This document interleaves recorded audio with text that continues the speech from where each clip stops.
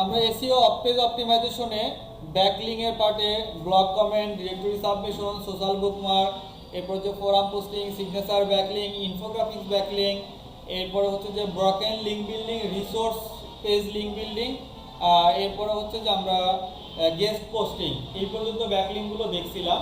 তো আজকের ক্লাসের টপিকসে আমরা যেটা দেখব সেটা হচ্ছে ওয়েব 2.0। এটা এক ধরনের ব্যাকলিং। হ্যাঁ, আমরা হয়তো অনেকেই জানি না যে আসলে ওয়েব 2.0 কি, হোয়াট ইজ ওয়েব 2.0। তো আমরা যদি একটু দেখি যে ওয়েব 2.0 কি, যে ওয়েব 2.0 কি এবং এটি কেন পাওয়ারফুল। ঠিক আছে, যে ওয়েব 2.0 কি, যে আমরা অনেকেই ফ্রি ব্লগ সাইট এবং সোশ্যাল মিডিয়া সাইট দেখি। এই সাইটগুলোকে ফ্রি অ্যাকাউন্ট করতে দেয় এবং অন্যান্য সুযোগ সুবিধা দিয়ে থাকে। ওই সব ওয়েবসাইটগুলোকে অ্যাকাউন্ট ক্রিয়েট করে বিভিন্ন উপায়ে লিঙ্ক শেয়ার করে ব্যাকলিঙ্ক তৈরি করার মাধ্যমেই হলো ওয়েব 2.0। অর্থাৎ বিভিন্ন ডোমেইন হোস্টিং কোম্পানি বা প্রোভাইডাররা আছে যারা কিনা তাদের ওখানে ফ্রি সাবডোমেইন করতে দিবে আমাদেরকে। যেমন আমরা অন পেজের সময় দেখছিলাম ইনফিনিটি থেকে আমরা ফ্রি সাবডোমেইন নিছিলাম না, এরপর অথবা ফ্রিডম থেকে নিছিলাম।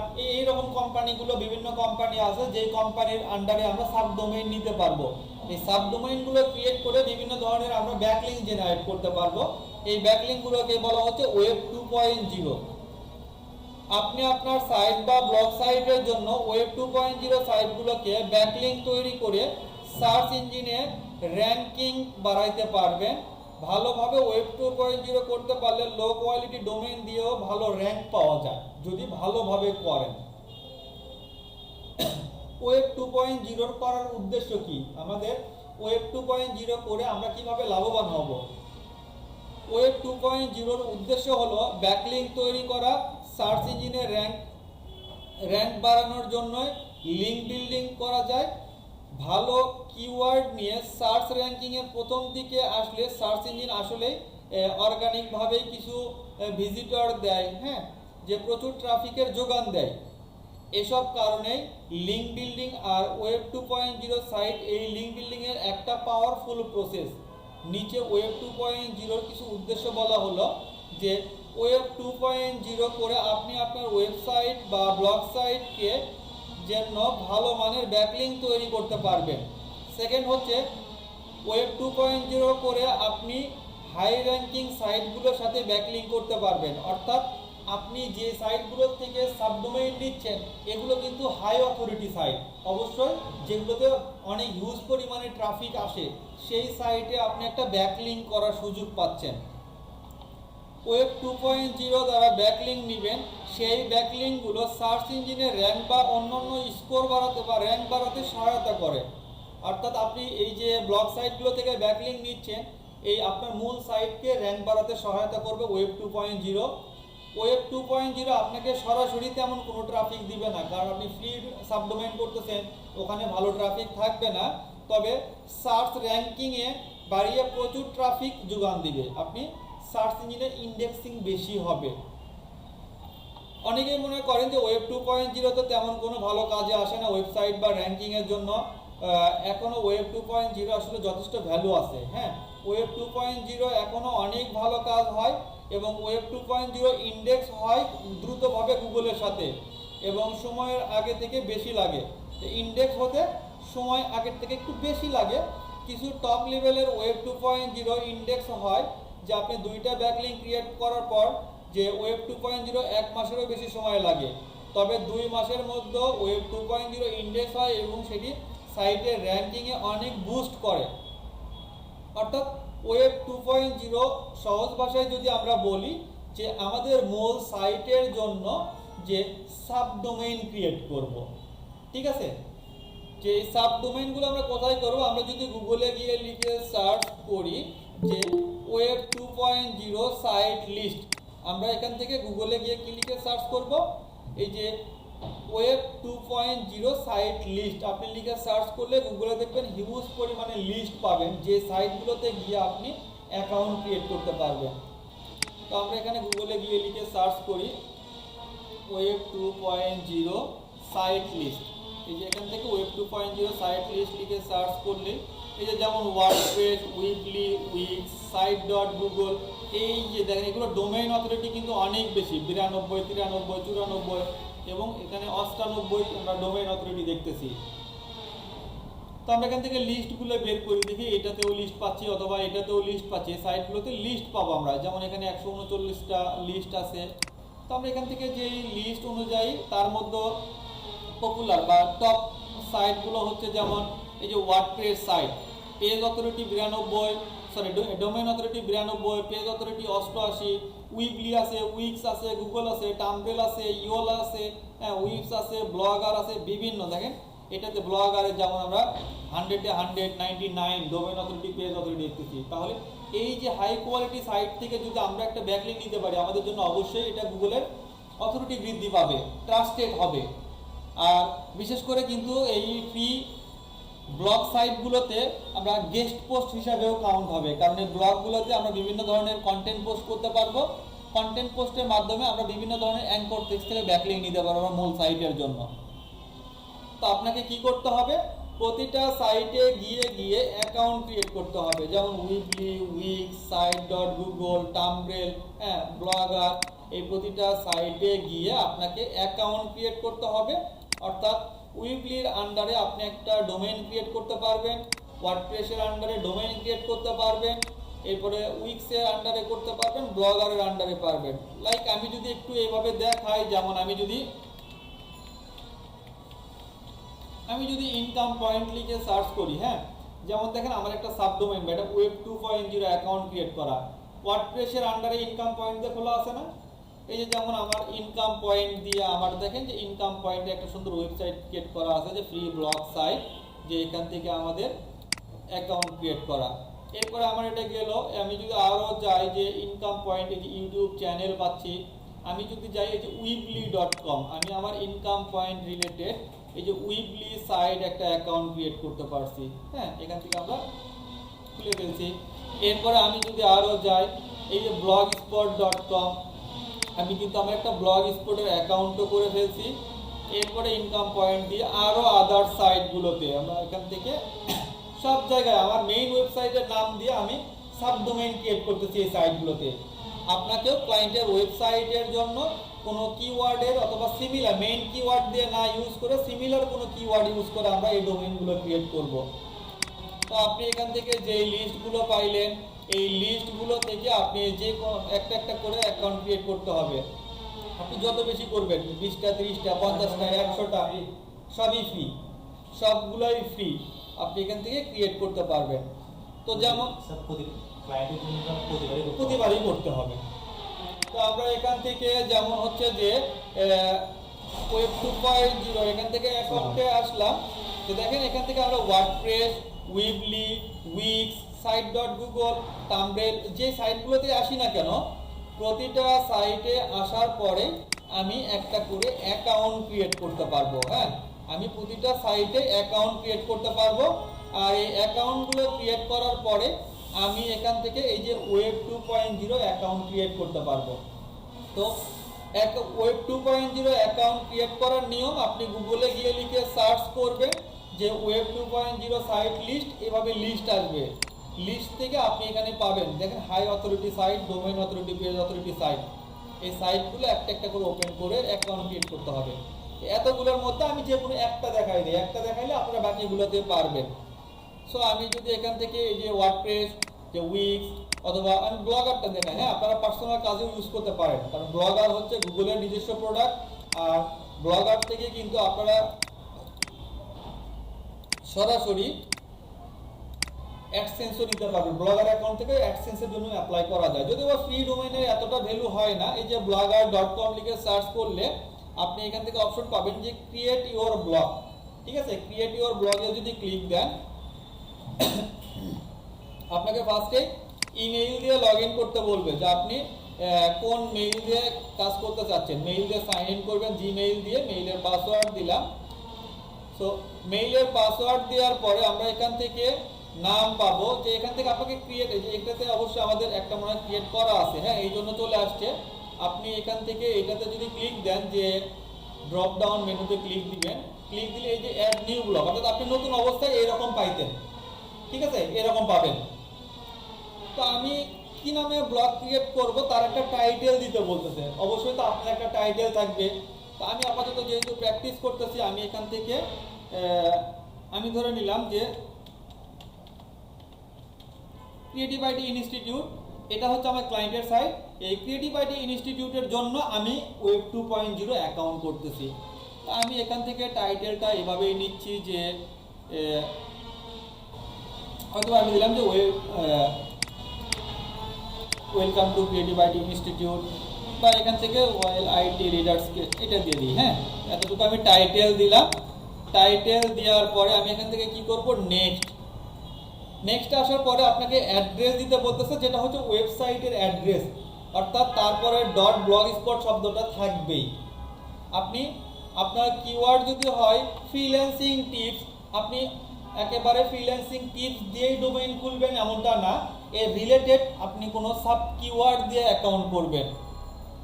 আপনি এখান থেকে আমি এটা ইচ্ছা মতো একটা নাম দেই। হ্যাঁ, যেমন আমি এখান থেকে হয়তোবা আমি নাম দিচ্ছি আপাতত হচ্ছে যে ক্রিয়েটিভ DMCTGBD দেই। হ্যাঁ, যে দেখি যদি এই যে this blog address is available, যদি এমন হয় এই ডোমেইনটা আগে কেউ নিচ্ছে, আমি কিন্তু আর বলতে পারবো না, কারণ এই অ্যাড্রেসটা ওয়ার্ল্ড ওয়াইড ভাবে আপনার একবারই হয়, ডোমেইন নেম কখনো দুইবার হবে না। আমরা এখান থেকে নামটা দিয়ে সেভ দিলে অ্যাকাউন্ট ক্রিয়েট করা কমপ্লিট। এই যে দেখেন আমাদের সেভ হয়ে গেছে। সেভ হয়ে গেলে আমরা যদি এখান থেকে ভিজিট করি নিচে গিয়ে, আপনার কাজ কমপ্লিট, যে একটা ওয়েব 2.0 অ্যাকাউন্ট হয়ে গেল। এই যে আপনার এটা হচ্ছে অ্যাড্রেস কনফার্মেশন লিংক। ঠিক আছে, এইভাবে আমরা যদি ওয়ার্ডপ্রেসেও যাই, কিন্তু এটা শুধু অ্যাকাউন্ট ক্রিয়েট করে আমার কোনো বেনিফিটেড হবে না। ডিফল্ট আপনাকে এখান থেকে একটা পোস্ট দিতে হবে, পোস্ট দিয়ে সেই পোস্টের মাধ্যমে অ্যাঙ্কর টেক্সট তৈরি করে আপনার ব্যাকলিংক ক্রিয়েট করে দিতে হবে। সো আমরা পোস্টও দেখব। আর আমরা একটু বেসিক কিছু কাজ করি, যে আমরা যারা অনেকে ব্লগার নিয়ে কাজ করব, বা ব্লগই যদি নিজস্ব ফ্রি ব্লগটাকে যদি ডিজাইন করতে চাই, প্রফেশনালি ভাবে সাজাইতে চাই, সেটাও সম্ভব। আমরা একটু সুন্দরভাবে দেখি যে নতুন যদি ফ্রিতে কিছু কাজ করতে চাই। আদারওয়াইজ ক্লায়েন্টের কাজের জন্য আপনাকে কোনো ডিজাইনের পার্ট আসতে হবে না, এটা ব্যক্তিগত কাজের জন্য আমরা একটু দেখতেছি। আমরা এখান থেকে দেখেন প্রথমেই এই যে ব্লগটা ক্রিয়েট করলেন, এই ব্লগটা সাধারণত আমরা একটু থিমটা চেঞ্জ করবো। আমরা জানি একটা ওয়েবসাইট থিমের উপর নির্ভর করে লুকটা সুন্দর হয়, তাই না? আমরা সাইটে আসার পরে আপনি এখান থেকে স্ক্রল করবেন, প্রথমে থিম সেকশনে যাবেন, থিমটা পরিবর্তন করে নেবেন। এই যে এখান থেকে থিম, আমরা থিম, এই যে বিভিন্ন ধরনের থিম আছে, আপনি এখান থেকে যে কোনো ইচ্ছা মতো একটা থিম নেন। আমরা থিমগুলো নিয়ে এখান থেকে সিম্পল একটা থিম নিচ্ছি, ধরেন এটা সিলেক্ট করে আমরা হচ্ছে অ্যাপ্লাই করব। গটিতে ক্লিক দিলে আমরা দেখতে পাচ্ছি থিমটা যে অ্যাক্টিভ হয়ে গেছে। হ্যাঁ, যে পাবলিশ সাকসেসফুলি, আমরা এটাকে রিলোড দিলে দেখতে পাবো পরিবর্তন হয়ে গেছে, আমাদের থিমটা পরিবর্তন হয়ে গেছে না? এখন আমরা এটাকে একটু কাস্টমাইজ করব। এটা কিন্তু আমি আবারও বলি, ক্লায়েন্টের কাজের জন্য এত ডিজাইনের কিছু প্রয়োজন হবে না। যদি আমরা নিজের কাজ করি সেই ক্ষেত্রে হয়তো একটু ডিজাইন করতে পারি, যে আমি পরবর্তীতে ব্লগটা ইউজ করব। আর এই ব্লগটাকে আপনি পরবর্তীতে এটাকে আবার মেইন ডোমেইন করে নিতে পারেন। আপনি টাকা পে করলে আপনার creative.dmctgbd.com হয়ে যাবে, ব্লগ স্পটটা থাকবে না। আপাতত ফ্রি চালাচ্ছি, যে কোনো সময় এটা আমি প্রিমিয়াম করে নিতে পারবো আবার, যদি এই নামে আগে কেউ .com না নিলে আবার হবে না। সো আমরা এখান থেকে আসলাম, এখানে আমরা যত যা ডিজাইন করব, ডিজাইন করার জন্য আপনাকে যেতে হবে লেআউট সেকশনে। এই যে দেখেন এখান থেকে লেআউটে আসলে আমাদের যে ডিজাইন, এই যে এই লেখাটা দেখতেছি এটাকে বলা হচ্ছে হেডার। এখানে এটাকে ছবি দেওয়া যায়, এই অংশ হচ্ছে হেডার। এই যে নিচের দিকে এখানে থাকবে আমাদের পেজ মেনু, আর এখানে হোম, আর নিচে হচ্ছে যে মেইন বডি, এই সাদা অংশটাকে বলা হচ্ছে মেইন বডি, আর এই পাশের অংশটাকে বলা হচ্ছে সাইড বার, আর সবার নিচের অংশটাকে বলা হয় কি ফুটার। ঠিক আছে, আমরা যদি এভাবে পরিবর্তন করতে চাই, যে প্রথমে আগে এই লেআউটটা চেঞ্জ করব। আমরা যা দেখতে পাচ্ছি লেআউট, এই যে লেআউট অপশনে আসি, এই লেআউট থেকে দেখেন আপনার যা যা ডিজাইন আছে, এই যে দেখেন আপনার সাইড বার, মেইন বডি, এরপরে এই যে এখান থেকে হেডার। তো আপনি যদি চান যে আপনার সাইড বার লেফটেও থাকবে রাইটেও থাকবে, এমন কোনো টেমপ্লেট আমি নিব, তাই না? এটা যদি পরিবর্তন করার ইচ্ছা হয়, আপনি এখান থেকে লেআউটে যাবেন, থিম অপশনে যেতে হবে, থিমস অপশন থেকে কাস্টমাইজ অপশনে যেতে হবে। কাস্টমাইজ অপশনে যাওয়ার পরে আপনি এখান থেকে এই যে লেআউট অপশন পাবেন। লেআউট থেকে আপনি এই যে দেখেন যে লেফট রাইট দুই পাশে আছে না, এই যে এভাবে পরিবর্তন হবে, এই যে এভাবে আসছে, এই যে এই পাশে left side bar right side bar দুই পাশে আসে না। আপনি যদি মনে হয় আপনি এভাবে নেবেন, এভাবে আপনি চেঞ্জ করে নিতে পারেন, নিয়ে এখান থেকে যে সেভ দিতে হবে। আর যদি মনে হয় এক পাশে সাইড বার এটাই বেটার ছিল, আপনি এটাই রেখে দেন, কোনো সেভ দেওয়ার দরকার নেই, আমরা ব্যাক করে ফেলি। ব্যাক করার পরে আমরা যত যা এডিট করব সব এডিট করার জন্য আপনাকে লেআউট থেকে করতে হবে। লেআউট, লেআউটের প্রথমে আমাদের আছে ন্যাপবার। ন্যাপবার কি? ন্যাপবার হচ্ছে এই যে উপরের একটা সার্চের মধ্যে একটা এই আইকন বা এই যে নাম সহ দেখাচ্ছে না, এটাকে বলা হচ্ছে ন্যাপবার। এটা রাখলে বা আপনি যদি চান যে কালার পরিবর্তন করবেন, আপনি দেখেন ন্যাপবার এডিট অপশনে ক্লিক দেন, এই যে ন্যাপবারের কালার যদি চান চেঞ্জ করবেন, আপনি এক একটা সিলেক্ট করে সেভ দিলে কালার চেঞ্জ হবে। আমরা যদি চাই যে এটাকে ফুল অফ করে দিয়ে সেভ দিব, সেভ দিলে দেখেন এই ন্যাপবারটা উঠে যাবে, তাহলে একটু স্মার্ট দেখাবে আগের চাইতে, একটু স্ট্যান্ডার্ড হয়ে গেছে না? নাই। এরপর আমরা এখান থেকে একটা হেডার ইমেজ অ্যাড করব, এখান থেকে হেডার ইমেজ অ্যাড করব। তো হেডার ইমেজ অ্যাড করার জন্য এখান থেকে যে হেডার সেকশনে আছে, আমরা একটা ইমেজ আগে নিয়ে নিই। আমরা কোন ইমেজটা অ্যাড করব? আমরা হয়তো এখান থেকে যে ক্রিয়েটিভিটি একটা ইমেজ নেই,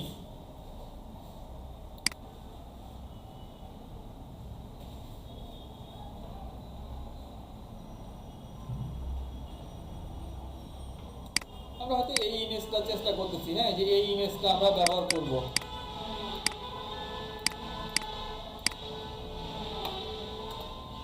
এই ইমেজটা নিব।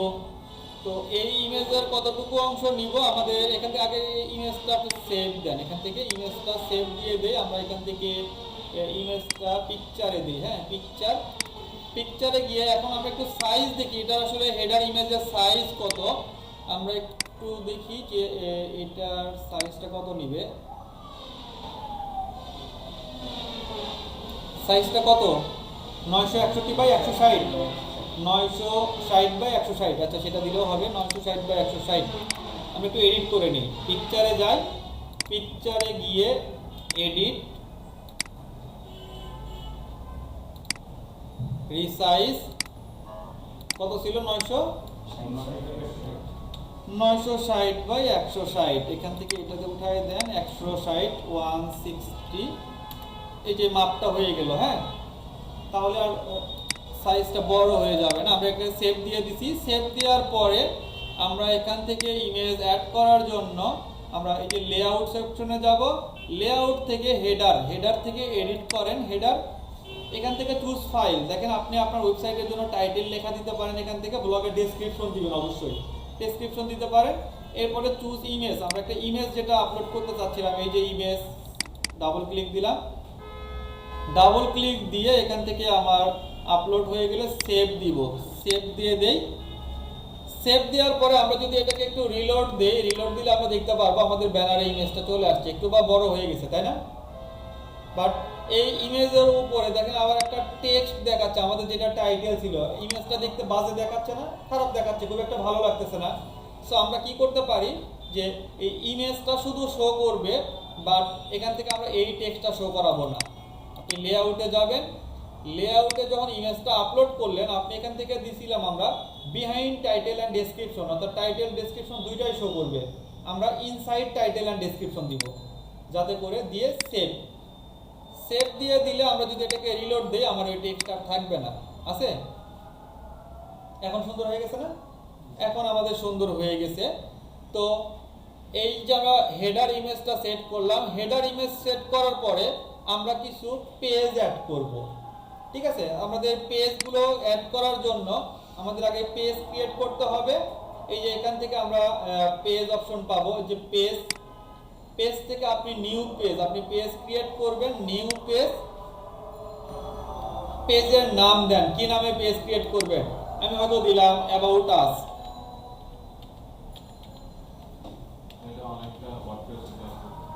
একই সেম জিনিস, অ্যাবাউট আস, কনফার্ম। এরপর আমরা আরেকটা পেজ ক্রিয়েট করব, নিউ পেজ। এরপর হয়তো দিলাম আমাদের আওয়ার সার্ভিস বা আওয়ার কোর্স, হ্যাঁ। Hour course confirm. এরপরে হয়তো আরেকটা আমরা পেজ করব, এখান থেকে একটা পেজের নাম দিলাম digital marketing.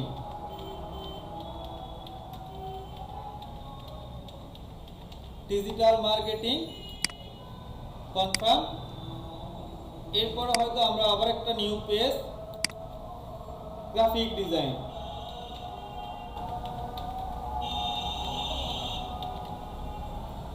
Graphic design publish confirm. আরেকটা পেজ করেছে ওয়েব ডিজাইন, লাস্ট আর দিলাম না। ওয়েব ডিজাইন, ওয়েব ডিজাইন দেওয়ার পর আমরা এখান থেকে কি করব, সরাসরি পাবলিশ। ওকে, কনফার্ম। পাবলিশ করার পরে আমরা এখান থেকে দেখতে পাচ্ছি 1 2 3 4 5টা নামে আমরা পেজ ক্রিয়েট করলাম। এটাকে যদি আমি রিলোড দেই, রিলোড দিলে আমরা দেখতে পাচ্ছি এখানে কোনো পেজ নাই। হোম পেজ ডিফল্ট থাকে, হোম পেজ ক্রিয়েট করতে হয় না। পেজ আছে কোনো নাই। সো আমরা এটাকে অ্যাড করার জন্য আবারও লেআউট সেকশনে যাব। আমরা যত যা কাজ করব বলছিলাম লেআউট, এখন নতুন পেজগুলো ক্রিয়েট করে নিলাম লেআউট। লেআউট থেকে আমাদের হেডারটা অ্যাড করছিলাম। হেডার অ্যাড করার পরে এই ক্রস কলামের আন্ডারে আমাদের অ্যাড এ গ্যাজেট আছে। নতুন কোনো ফিচার অ্যাড করা মানে গ্যাজেট অ্যাড করা। আমরা এখান থেকে add a gadget, add a gadget থেকে দেখেন আপনি অ্যাডসেন্স অ্যাড করতে পারতেছেন, ব্লগ সার্চ, জাভাস্ক্রিপ্ট, প্রোফাইল, হ্যাঁ এই অপশনগুলো আপনি অ্যাড করার অপশন পাবেন। আমরা এখান থেকে পেজ অ্যাড করব, তাই না? আপনি পেজে ক্লিক দেন, এই যে এখান থেকে পেজ, পেজে ক্লিক দেওয়ার পরে এখান থেকে যদি সিলেক্ট পেজ, একটা চেক মার্ক দিতে হবে যে কোন কোন পেজটা অ্যাড করবেন। আপনার যে পেজগুলো আছে সবই আছে না? আপনি চাচ্ছেন যে প্রথমে থাকবে আমার হোম পেজ, এরপরে হয়তোবা আওয়ার কোর্স থাকবে, ড্র্যাগ করে নিয়ে যান। এরপরে থাকবে আমার ডিজিটাল মার্কেটিং, এরপরে থাকবে গ্রাফিক ডিজাইন, এরপরে ওয়েব ডিজাইন। এটাকে সেট করে দিয়ে আমরা এখান থেকে সেভ দিলে আমরা এখান থেকে দেখতে পারবো যে আমাদের এই যে এখানে আমাদের যদি রিলোড দেই আমাদের পেজগুলো চলে আসবে। এই যে আসছে না, আমাদের পেজগুলো চলে আসছে। তো পেজগুলো আসার পরে আমরা যদি আরো কাস্টমাইজ করি যে কিভাবে এই পেজের কালারগুলো চেঞ্জ করা যায়, যেটাকে আমরা এসইও অডিটে দেখছিলাম নেভিগেশন কালার ফ্লো, তাই না? নেভিগেশন কালার ফ্লো কিভাবে আমরা কালারগুলো সেট করব। তো এই কালারগুলো সেট করার জন্য আপনি এখান থেকে সরাসরি চলে যাবেন থিমস অপশনে। থিমস অপশনে যাওয়ার পরে থিমসটাকে কাস্টমাইজ করতে পারেন, বা এখান থেকে দেখেন থিমস, এই থিমসটাকে আবার আপনি ডাউনলোড করতে পারেন, ব্যাকআপ রেখে দিতে পারেন। আর সরাসরি এখান থেকে আমরা কি করব, যে কাস্টমাইজ অপশন থেকে আপনি এখান থেকে প্রথমেই হচ্ছে ব্যাকগ্রাউন্ড ইমেজ সেট করতে পারবেন। ব্যাকগ্রাউন্ড হচ্ছে এই যে ইমেজের পিছনে আমরা একটা কালার দেখতে পাচ্ছি না, এটা হচ্ছে ব্যাকগ্রাউন্ড কালার। দেখেন এখান থেকে আপনি যদি ক্লিক করেন, এই যে এখান থেকে বিভিন্ন স্টাইলের ইমেজগুলো আছে, আর্ট ইমেজ আছে, বিজনেস ইমেজগুলো আছে, হ্যাঁ, এরপর হয়তো বা ফ্যামিলি রিলেটেড যদি কোনো ওয়েবসাইট হয় সেই ধরনের আছে। আপনি যদি ফুড অ্যান্ড ড্রিঙ্ক রিলেটেড ক্যাটাগরির হয় সেই ধরনের ক্যাটাগরিতে আছে। আপনার যদি হেলথ অ্যান্ড বিউটি হয় হেলথ অ্যান্ড বিউটি রিলেটেড এই ধরনের থিমগুলো আছে। আপনার যদি কোনো গেম রিলেটেড হয় গেমিং রিলেটেড, দেখেন এগুলো ব্যাকগ্রাউন্ড আছে। শপিং রিলেটেড হলে শপিং, সব ক্যাটাগরি অনুযায়ী দিছে। আর আপনার যদি ওন ইমেজ আপলোড করতে চান, এই যে আপলোড ইমেজের অপশন আছে, মানে ব্যক্তিগত আপনার নিজেরই ছবি দিবেন ব্যাকগ্রাউন্ডে। তো আমরা এখান থেকে বিজনেস বা আমি এটা নিয়ে নিই, হ্যাঁ, যে এখান থেকে একটা ডিফল্ট নিয়ে নিই, বেশি ইয়া করবো না। বা সায়েন্স, ন্যাচারাল থেকে এটা দিয়ে দিলাম, ডান দিলে আমাদের এটা যদি সেভ দিয়ে দিই, সেভ দিলে আমরা দেখতে পারবো এটা রিলোড, গ্রিন কালার চলে আসছে, তাই না? ব্যাকগ্রাউন্ড কালার চলে আসছে। তো ব্যাকগ্রাউন্ডের পাশাপাশি আমরা এখন কি করব, যে এই পেজের মেনুগুলো দেখেন কাস্টমাইজে ছিলাম, কাস্টমাইজে ব্যাকগ্রাউন্ড সিলেক্ট করলাম। ব্যাকগ্রাউন্ডের পরে আমরা অ্যাডজাস্ট ওয়েট আছে। অ্যাডজাস্ট ওয়েট হচ্ছে যে এখান থেকে আমাদের ইন্টার ব্লক, আরেকটা আছে যে রাইট সাইড বার, অর্থাৎ আমাদের যে এই জায়গাটা, এই যে দুই পাশে একটু ফাঁকা আছে না, গ্রিন কালার দেখাচ্ছে, আপনি বডিটা একটু বেশি বড় করবেন না ছোট করবেন, এটা হচ্ছে ইন্টার বডি। আর এতটুকু জায়গা হচ্ছে সাইড বার, যে সাইড বারের জায়গাটা আমরা বড় ছোট করব। আমি সেভ দিব না, দেখেন এখান থেকে এখানে আপনি খেয়াল করে দেখতে পারবেন যে ইন্টার বডি, আমি ইন্টার বডি এখানে অবশ্য যেটা ছিল সেটাই করে দিব না, আমি হয়তো এডিট করলে আবার সাইজটা রিসাইজ হয়ে যাবে। 960 ছিল, আমরা যদি বড় করি দেখেন এই যে বডি বড় হচ্ছে এইদিকে, এই যে এদিকে বড় হয়ে গেছে না। আবার আমরা যদি সাইড বার বড় ছোট করি, দেখেন এখান থেকে এই যে সাইড বার 310 ছিল আমাদের, এখান থেকে দেখেন সাইড বার বড় ছোট হবে, এই যে ছোট হয়েছে। আবার যদি বড় করা প্রয়োজন হয় আমি বড় করে দেবো, হয়েছে না, এভাবে দিব আমরা। তাহলে এখান থেকে কত ছিল, 360 মনে হয়, 300। আচ্ছা সেভ না দিই, আদারওয়াইজ এই ডিজাইনটা আবার নষ্ট হয়ে যাবে। আমরা আবারও কাস্টমাইজে চলে যাই। কাস্টমাইজ থেকে আমরা এখান থেকে ব্যাকগ্রাউন্ড ওই যে ওয়েট হাইট পেলাম, এটা আর চেঞ্জ করলাম না। এরপর হচ্ছে লেআউট। লেআউট থেকে আমরা বলছিলাম আমাদের ওয়েবসাইটের লেফট সাইড বার, এক পাশে সাইড বার রাখবো না দুই পাশে সাইড বার রাখবো, হ্যাঁ, যে এইটা আমরা এখান থেকে চেঞ্জ করতে পারবো। যে দেখেন left side bar, right side bar, দুই পাশে সাইড বার, আবার এক পাশে আছে দুই কলাম থাকবে, এইভাবে আপনি সিলেক্ট করে দিলে এটা চেঞ্জ হবে যাবে। তো আমরা এখান থেকে চেঞ্জ করব না, অ্যাডজাস্ট লেআউট।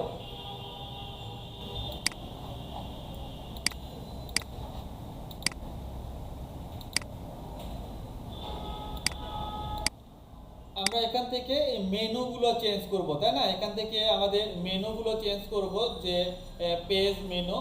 এই পেজ মেনুর কালারগুলো চেঞ্জ করার জন্য আমরা ফার্স্ট এখন আমরা ব্যাকগ্রাউন্ড ইমেজটা চেঞ্জ করলাম। ব্যাকগ্রাউন্ড ইমেজ চেঞ্জ করার পরে আমরা যদি অ্যাডভান্স অপশনে ক্লিক দিই, এখান থেকে অ্যাডভান্সে ক্লিক দিলে প্রথমে আপনি পাচ্ছেন যে পেজের টেক্সট। এখান থেকে পেজের টেক্সটের যে ফরম্যাটগুলো চেঞ্জ করতে পারবেন, টেক্সটের কালারগুলো চেঞ্জ করতে পারবেন, হ্যাঁ, যে যদি এখান থেকে কোনো টেক্সটগুলো ডিফল্ট যে পোস্টগুলো আমরা কন্টিনিউ দিব সেটা। এরপরে পেজের টেক্সট সিলেক্ট হয়ে গেলে আপনি এখান থেকে পেজের টেক্সটে এখান থেকে অ্যারোতে ক্লিক দিবেন। আমরা ব্যাকগ্রাউন্ড চেঞ্জ করব। এই ব্যাকগ্রাউন্ডটা হচ্ছে যে মাঝখানে যে হোয়াইট অংশ আছে, এখান থেকে যদি আমরা এরকম কোনো ব্যাকগ্রাউন্ড নেই, এই যে এখান থেকে পোস্ট দিলে অবশ্য ফুল বোঝা যাবে, হ্যাঁ, যে এখান থেকে ব্যাকগ্রাউন্ড, আচ্ছা এখান থেকে যেটা আসলে মেইন ব্যাকগ্রাউন্ড এইটা আসলে, এই যে মেইন ব্যাকগ্রাউন্ড। আর এখান থেকে আমরা হোয়াইট, এই যে এইভাবে আছে, আপনি যে কোনো কালারটা পরিবর্তন করতে পারেন, অথবা এখান থেকে চাইলে আরও কালার আছে আপনি আপনার মতো করে নিতে পারেন। তো আমাদের এখান থেকে একটা হোয়াইটটাই থাকে, এটাই বেস্ট দেখাচ্ছে, এটা আমরা চেঞ্জ করব না। আর হেডার ব্যাকগ্রাউন্ড, হেডারটা এই যে এখানে যদি আপনি ইমেজ না ইউজ করে যদি টেক্সট ইউজ করতেন তাহলে আপনি এই ব্যাকগ্রাউন্ডটা চেঞ্জ করতে পারতেন। আদারওয়াইজ এখন ব্যাকগ্রাউন্ড চেঞ্জ করলে খুব একটা ভালো বোঝা যাবে না, আমি এই জন্য চেঞ্জ করব না। ব্যাকগ্রাউন্ডের পর আমরা আসি এখান থেকে লিঙ্ক হচ্ছে আপনি যেখানে যেখানে এই যে ওয়েবসাইটগুলোতে ক্লিকেবল হচ্ছে, যে এইগুলো হচ্ছে লিঙ্ক, বা আমরা কন্টেন্টের মাঝে কোথায় অ্যাঙ্কর করব, এইগুলো হচ্ছে লিঙ্ক, হ্যাঁ, যে যেমন এই লিঙ্কের কালারগুলো চেঞ্জ হবে, যে লিঙ্ক কালারগুলো আমাদের এখান থেকে আছে যে এই গ্রিন কালারগুলো আছে, ওকে, গ্রিন কালারই থাক। আর এখান থেকে আছে আমাদের ভিজিটর কালার, হ্যাঁ, ভিজিটর কালার মানে এই যে মাউস নিয়ে গেলে দেখেন অন্য আরেক ধরনের কালার হচ্ছে, তাই হচ্ছে না? কালার অন্য ধরনের হয়, একটু বেশি কালার হচ্ছে না, ফোকাস করতেছে, এটা হচ্ছে যে আপনার সিলেক্টিং কালার। তো এই সিলেক্টিং কালারটা আমরা বা ভিজিটর কালারটা নিচ্ছি, যে এটা গ্রিন আছে, এখানে মাউস নিয়ে গেলে রেড হয়ে যাবে, আমি একটু রেড সিলেক্ট করে দেই। আর এখান থেকে হুভার কালারটা আমরা হয়তোবা আরো দিয়ে দিচ্ছি কোনটা, যে এখান থেকে আমরা পিঙ্ক কালারের মতো দিচ্ছি, ওকে। এটা একটু সেভ করে আসি, সেভ দিল না দিলে বোঝা যাবে না, আমি একটু রিলোড দেই। রিলোড দিলে আমরা দেখতে পাবো যে দেখেন এই যে কালার চেঞ্জ হচ্ছে, মাউস নিয়ে গেলে কালারগুলো পরিবর্তন হচ্ছে, এই কালারগুলো আপনি এখান থেকে সেট করে দিতে পারবেন।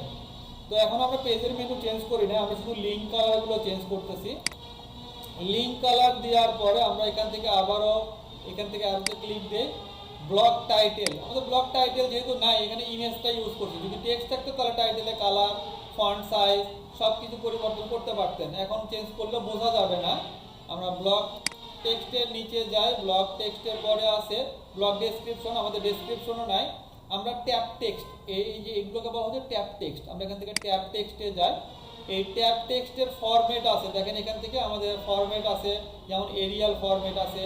তো আমরা এখান থেকে যদি ফরম্যাটটা চেঞ্জ করে নিয়ে এইরকম টেক্সট দিব, যে দেখেন যে পেজের মেনুর এই যে এইরকম ফন্ট আমরা স্টাইল ইউজ করব, আপনি এখান থেকে সিলেক্ট করেন। আর এখান থেকে 14 পিক্সেল আছে, যদি মনে করেন আরও একটু বড় করবেন আপনি 14 জায়গায় 16 দিবেন, একটু সাইজটা বড় হবে, 16 দিলেন। আর এখান থেকে টেক্সটের কালার, যে টেক্সট কালার আমাদের টেক্সট কালার ব্ল্যাক আছে, ব্ল্যাকই থাক। সিলেক্টিং কালার, যেটাতে দেখেন সিলেক্টিং, এটা হচ্ছে যে কেমন ফুল ব্ল্যাক হয়ে আছে, তো আমরা এখান থেকে সিলেক্টিং কালারটা দিয়ে দিতে পারি, যে হয়তো বা এই একটু গ্রিন কালার, বোঝা যাচ্ছে কি কালার পরিবর্তন বোঝা যায়? কালার পরিবর্তন বোঝা যায়। তো আমরা এখান থেকে সিলেক্টিং কালারটা দিলাম।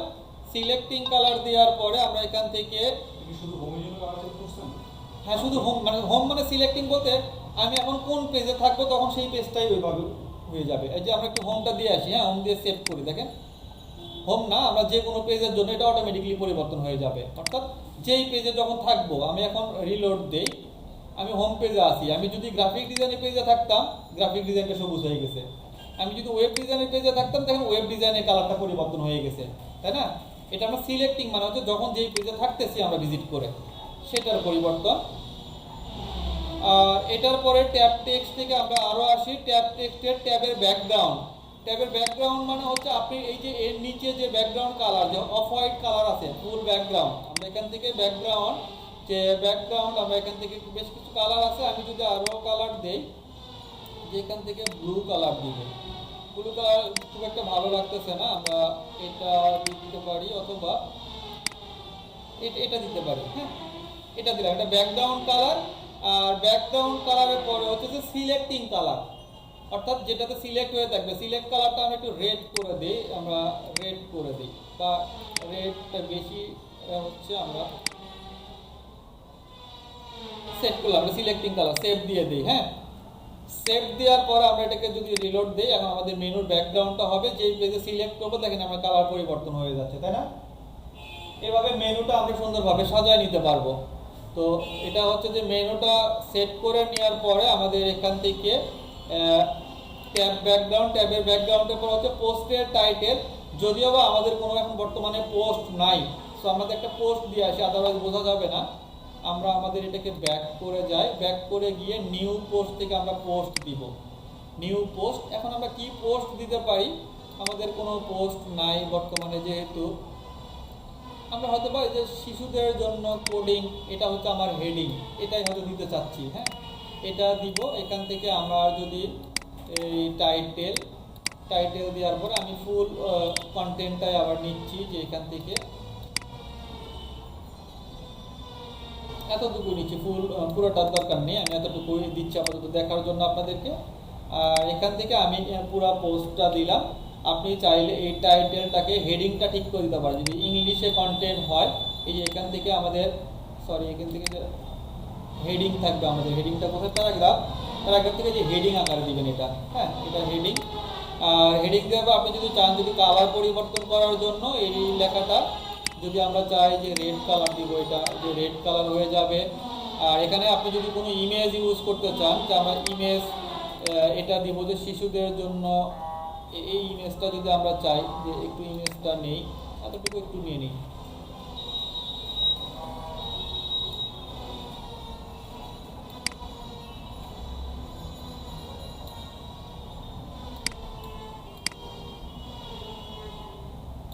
ঠিক আছে, এটাকে আমি একটু সেভ দিই, যে এই পোস্টে ইমেজটা আমরা নিব, আমরা ডেস্কটপ অথবা পিসি পিকচারের মধ্যে রাখি। ইমেজ যদি আপলোড করতে চাই, এখান থেকে আপনি কোথায় রাখবেন, হয়তো সিলেক্ট করে নেন, ক্লিক দিয়ে নেবেন, নেওয়ার পরে দেখেন ইমেজ আপলোড করা, যে image, insert image, upload your computer থেকে আপনি এখান থেকে আপলোড করেন। তাহলে আমরা এখান থেকে চুজ ফাইল থেকে এই যে এই ইমেজটা রিনেম করে নিন, ইমেজ অপটিমাইজের কাজে লাগবে, কিওয়ার্ড দিয়ে দিবেন ইমেজের নামটা, ফাইলটা রিনেম করে নিয়ে। তো আমরা এখান থেকে যেমন এটা যে কিডস ব্যানার এভাবে নিয়ে নেবেন, তো আমরা এখান থেকে নিয়ে নিলাম। নিয়ে নেওয়ার পরে আমরা এখান থেকে সিলেক্ট করে ইমেজটা এখানে চলে আসছে। ইমেজের সাইজ আপনি কেমন নেবেন, আপনি দেখেন এখানে অ্যারোতে ক্লিক দিলে ইমেজটা লার্জ সাইজ, অথবা এখান থেকে স্মল আছে, মিডিয়াম আছে, এক্স লার্জ আছে, হ্যাঁ দিতে পারেন।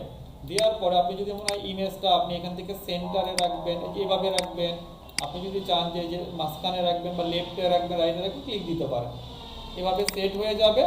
আর ইমেজটা যদি ক্লিকেবল করতে চান, ইমেজটা ক্লিকেবল করার জন্য এই ইমেজে আপনি যদি হাইপার লিঙ্ক করতে চান, ক্লিকেবল ইমেজটার উপর সিলেক্ট করবেন, সিলেক্ট করার পরে সেটিংস অপশন পাবেন, এই যে এখান থেকে আচ্ছা এটা তোমার লিঙ্ক, এই যে লিঙ্কে অ্যাড করতে হবে, যে লিঙ্ক, ইনসার্ট লিঙ্ক, আপনি তাহলে কি করতে পারেন, আমার রিডাইরেক্ট করে যাতে এই কিডস এই লিঙ্কে চলে যায়, মানে এটাকে আমি অ্যাঙ্কর টেক্সট করে দিব। হ্যাঁ, এটাতে আমি অ্যাঙ্কর টেক্সট করব।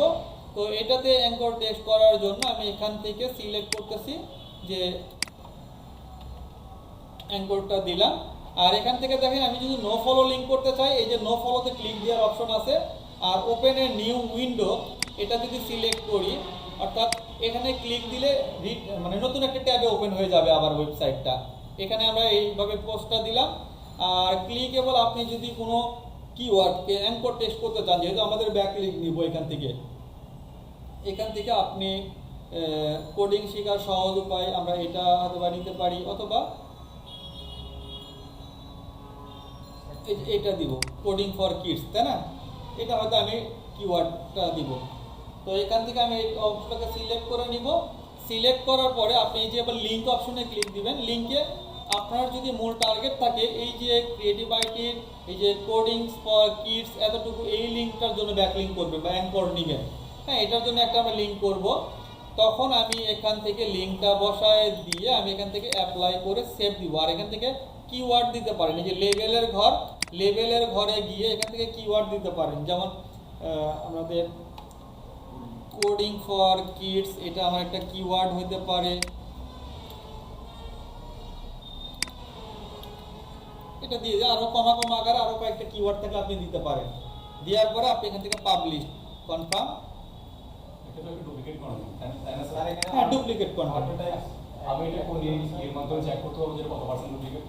এই যে আপনি এই যে ডুপ্লিচেকার আছে, ডুপ্লিচেকার এর তো ফুল কন্টেন্ট চেক মানে ডুপ্লিকেট, কারণ আমি আমার এই যে নিজস্ব ক্লায়েন্টের ওয়েবসাইট থেকেই কপি করে নিচ্ছি। এটা কন্টেন্টটা ডুপ্লিকেট করবে না, কারণ আমি আমার মেইন ওয়েবসাইটের জন্য ব্যবহার করতেছি আরেকটা ওয়েবসাইট থেকে ব্যাকলিঙ্ক নেওয়ার জন্য।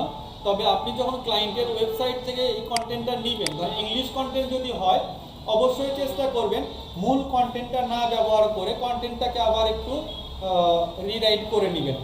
রিরাইট করে নিয়ে এই ব্যাকলিঙ্কটা তৈরি করবেন, অর্থাৎ মূল ওয়েবসাইটের কন্টেন্টটা ব্লগ সাইটে ইউজ না করাই ভালো। হয়তো কিছু অংশ নিয়ে এটা আর্টিকেল স্পিনার পাবেন, আর্টিকেল স্পিনার থেকে স্পিন করে নেবেন, নিয়ে আপনি ব্যবহার করতে পারেন।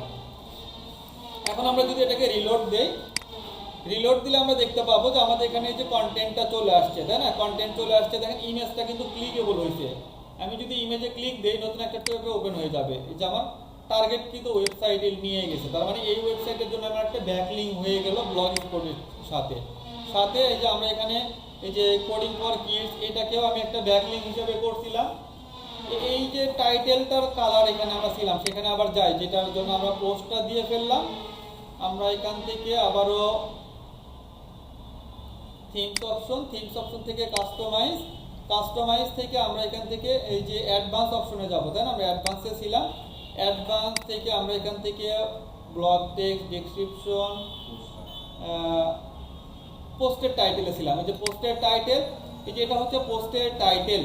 আপনি যদি পোস্টের টাইটেল যদি স্পেসিফিক কোনো কালার দিতে চান বা টেক্সটের সাইজ দিতে চান, সেটা আপনি যে সাইজটা ফরম্যাটটা দিয়ে দিতে পারেন। আর ফরম্যাটের পরে এখান থেকে আপনি সেভ দিতে পারেন। পোস্টের টাইটেলের পরে ডেট, যে ডেট হেডার, এই যে এখানে বিভিন্ন পোস্ট দেওয়ার সময় এই পোস্টটা কবে দিচ্ছেন ডেট শো করবে। আপনি চাচ্ছেন যে ডেটটা এভাবে কালার করে দেখাক, আপনি এখান থেকে দেখেন সিলেক্ট, এখান থেকে টেক্সট কালার হচ্ছে ব্ল্যাক আছে। আর ব্যাকগ্রাউন্ড কালার কি থাকবে, আমি যদি চাই ব্যাকগ্রাউন্ড কালার এই যে এভাবে স্পেসিফিক কোনো কালার দিব, আপনি এখান থেকে ব্যাকগ্রাউন্ড কালার সেট করে দিতে পারবেন। আর হচ্ছে যে ব্যাকগ্রাউন্ড কালার দেওয়ার পরে এটাকে সেভ দিবেন। আর যদি কোনো ফন্ট স্টাইল চেঞ্জ করতে চান, এখান থেকে ফন্ট স্টাইল চেঞ্জ করতে পারবেন।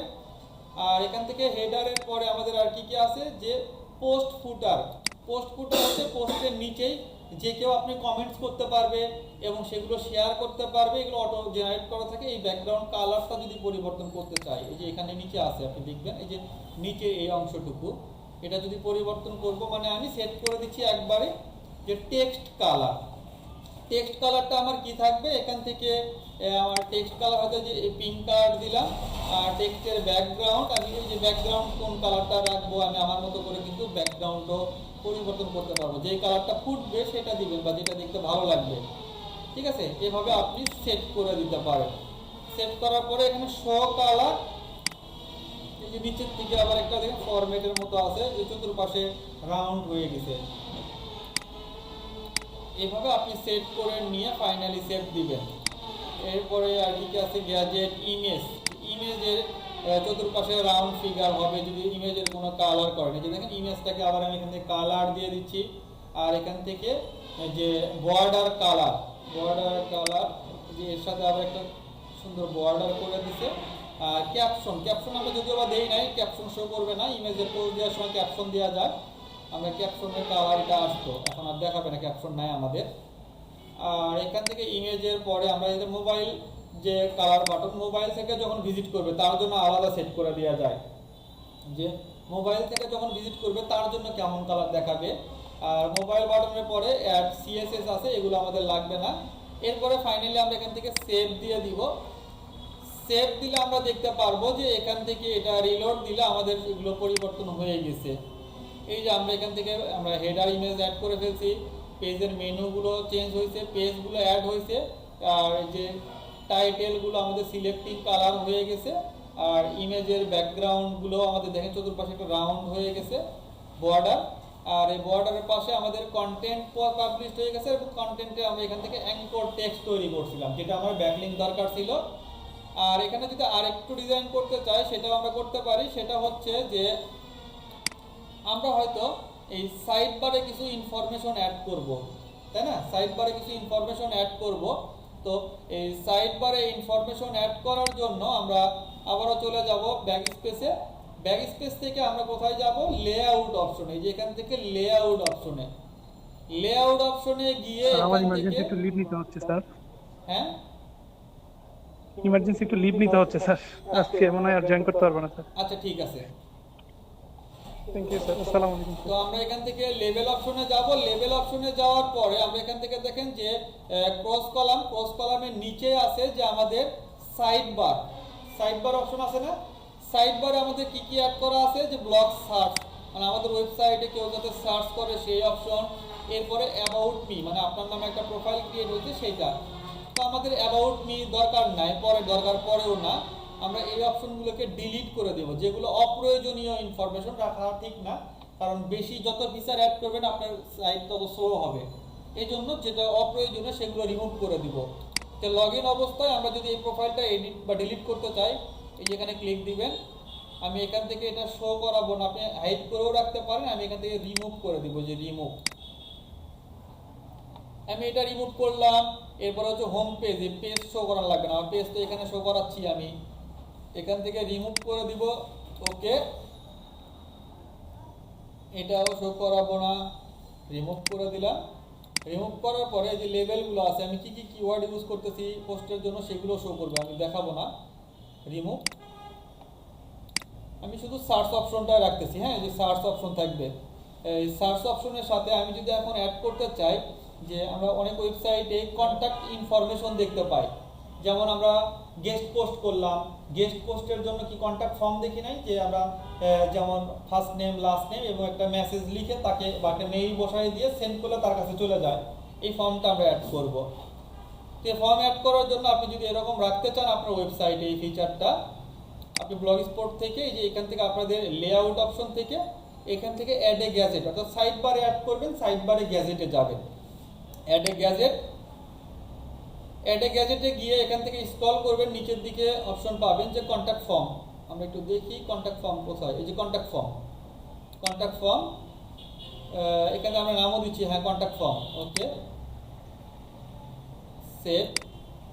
সেভ দেওয়ার পরে আমরা এটাকে রিলোড দিব। রিলোড দিলে আমরা দেখতে পাবো কন্ট্যাক্ট ফর্মটা অ্যাড হয়ে গেছে। এই যে অনেক সুন্দরভাবে আপনার ফার্স্ট নেম লাস্ট নেম বা আপনার নাম বসানোর জায়গা, ইমেইল বসানোর জায়গা, আপনাকে মেসেজ করে সেন্ড করলে এই মেসেজটা আপনি এই যে ব্লগ স্পটে যেই মেইল যে অ্যাকাউন্ট করছিলেন সেই মেইলে ইনফরমেশনগুলো যাবে, যে কে কন্ট্যাক্ট করতে চাচ্ছে আপনার সাথে বা কী বিষয়ে, আপনি তাকে ওখান থেকে রিপ্লাই দিতে পারবেন। এই সুন্দরভাবে এটা আপনি ফর্মটা অ্যাড করতে পারবেন। এভাবে আস্তে আস্তে আপনার সাইটটাকে প্রফেশনালভাবে সাজাতে পারবেন। কারণ প্রথমে কেমন ছিল, আস্তে আস্তে অনেকটা ইমপ্রুভ হয়েছে না? এইভাবে আপনি আসলে আরও অনেক কাজ করতে পারবেন এই ব্লগ সাইটগুলোতে। ঠিক আছে, আমাদের মেইন কথা ছিল যে প্রথমে এত কাজ আমাদের ক্লায়েন্টের জন্য করার প্রয়োজন হয় না, কিন্তু তো এত কাজ দেখলে আবার ভাববে যে এতগুলা কাজ করে আমরা কি $1 নিব মাত্র, না, এত কাজ করার দরকার নেই। আপনি শুধু এই যে লিস্ট পাইছিলাম ব্লগারে আমরা গেলাম, শুধুমাত্র টাইটেল আর একটা ইউআরএল এর নাম দিব, দিয়ে অ্যাকাউন্ট ক্রিয়েট করে এই যে আমরা পোস্ট দিয়েছিলাম একটা ডিফল্ট, আমরা ক্লায়েন্টের কন্টেন্ট থেকে একটা ডিফল্ট পোস্ট দিব, সেই পোস্ট থেকে অ্যাঙ্কর দিব যে কোন ইউআরএল বা ক্লায়েন্টের মূল ওয়েবসাইট থেকে কোনটার জন্য আমরা এটা ব্যাকলিংকটা নিব, সেটাকে টার্গেট করে দিয়ে পোস্ট পাবলিশ করে দিলে এই লিঙ্কটা হচ্ছে আমার কনফার্মেশন লিঙ্ক, আর কিছুই করতে হবে না, 5 মিনিট বা 10 মিনিট সর্বোচ্চ লাগবে। এইভাবে প্রতিটা সাইটে গিয়ে গিয়ে আমাদেরকে অ্যাকাউন্ট করতে হবে, অ্যাকাউন্ট করে আপনাকে এভাবে একটা করে কন্টেন্ট পাবলিশ করতে হবে। সো এখানে কোনো লিমিটেশন আছে অ্যাকাউন্ট করার পরে কয়দিন পর হবে এরকম ব্লগ পোস্টিং এর মধ্যে?